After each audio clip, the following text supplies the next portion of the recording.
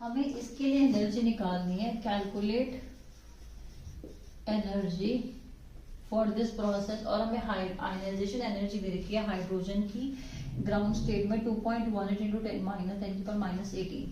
तो बेसिकली हम यहाँ पे क्या कर रहे हैं, आयनाइज कर रहे हैं। किसको आयनाइज कर रहे हैं, हीलियम प्लस को आयनाइज कर रहे हैं +2 में, यानी कि जो एक और इलेक्ट्रॉन बच रहा है उसको भी हम क्या कर रहे हैं, निकाल रहे हैं, कंप्लीटली निकाल रहे हैं। इसको भी हम क्या कर रहे हैं, आयनाइज कर रहे हैं।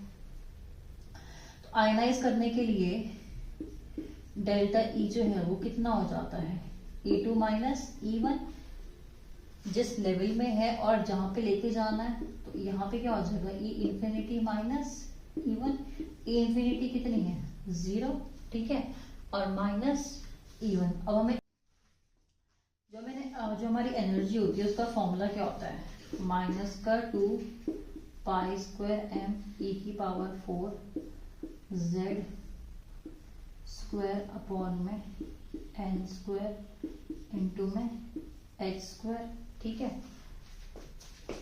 तो अगर हम लोग यहाँ पे पुट कर दें तो ये हो जाएगा 0 माइनस ऑफ 2π²me⁴।